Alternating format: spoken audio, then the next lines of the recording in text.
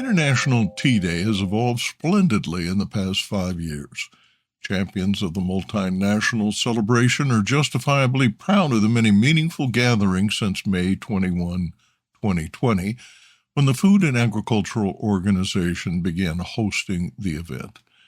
This year's sessions highlighted the pivotal role of women in tea production and distribution, with a reminder that gender equality remains elusive in many tea-growing regions.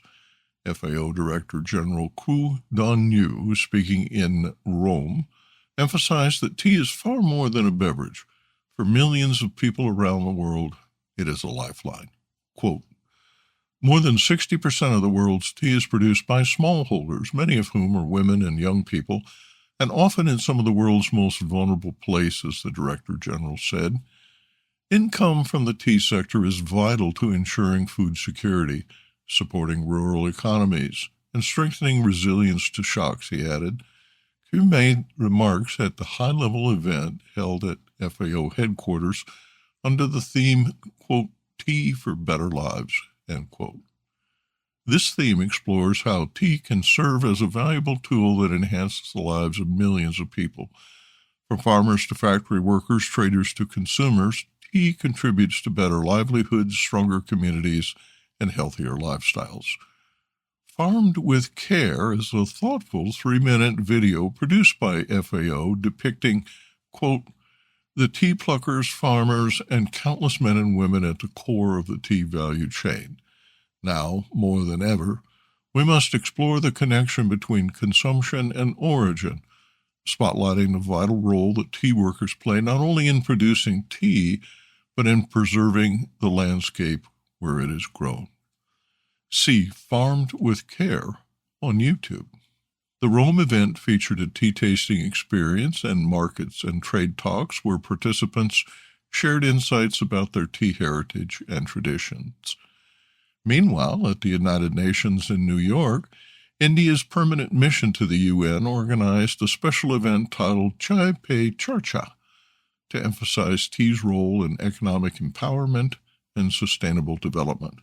The event highlighted India's prominence in the global tea industry. India has engaged in commendable efforts to appeal to young tea drinkers. In Canada, Tea and Herbal Association President Shabnam Weber hosted a live-stream SOFA Summit to connect 20 tea luminaries, thought leaders, and stakeholders representing 12 countries. In the UK, activities included tastings, talks, workshops, and many afternoon teas at hotels and restaurants that have adapted the tea selections and dainties to appeal to younger generations. Check out a complete list of events online using the hashtags TeaDay25 and International Tea Day. Business Insight. Let's connect.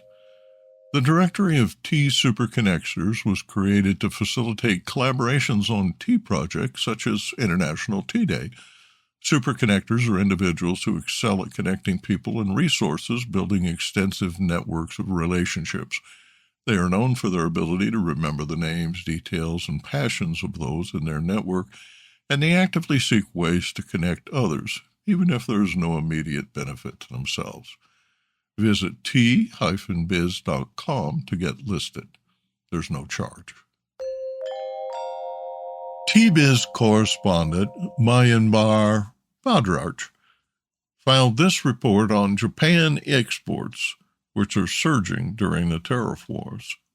High tariffs on Chinese tea exported to the U.S., along with the threat of retaliatory tariffs in other markets, including the European Union, are prompting importers to seek alternative suppliers. Japan, renowned for its consistently high-quality traceable tea, is a natural substitute, especially in premium green tea segments such as matcha, gaokuro, and sencha. In March 2025, Japan exported tea worth 4.2 billion Japanese yen to 70 countries, a 34% increase from the previous year, according to the Japan Tea Export Promotion Council. The volume reached 982 metric tons, representing a 16.3% increase. Estonia paid the highest unit price at $140 per kilogram, while Taiwan paid the lowest at an average $9 per kilogram. Japanese tea exports to the U.S. increased to 12.3 million in March, an 18% rise from the previous year. The volume was 288,000 kilos. Tea exports sold at an average of $42.50 per kilogram. Powdered tea exports grew by 26.5% in value and 16.3% in volume. Exports to the EU reached 700 million Japanese yen, a 36% increase from the previous year. Japan's economic partnership agreements with the EU, UK, and CPTPP provide access to zero or low tariffs, a competitive advantage as the suppliers are priced out. Japan's green tea exports, led by matcha, have tripled over the past decade, reaching a record 185 million in 2023. Shipments of tea leaf remain consistent with the previous year's volume, which comes at the expense of the domestic supply, where demand has not kept pace. There are persistent concerns that the tariff hike will decrease demand in the U.S. Some believe it will be a tailwind as more people switch from Chinese tea, which is subject to higher tariffs. Japanese tea exports to the U.S. will be subject to a 24% retaliatory tariff unless a new trade agreement is reached before July 9th. The tariff comprises a 10% universal import tariff applied to all countries and an additional 14% country-specific reciprocal tariff specifically targeting Japan. The export value of Japanese tea from prefecture-based tea companies has steadily increased in recent years. The United States has become a significant export destination, accounting for nearly half of all exports by volume. Sujimoto Saisha, located in Shimada City, Shizuoka Prefecture, earns nearly 40% of its revenue from U.S. importers. According to President Masaki Sujimoto, orders for matcha have been booming since last year. Coupled with the increase in tariffs on Chinese products, he hopes that orders to Japan from American importers will increase even further. Yoshiaki Kobayashi, who grows organic tea for matcha in Fushida in Shizuoka Prefecture, said, quote, "We've heard from American customers through our distributors that they want to continue their business with us, even if tariffs are increased," end quote.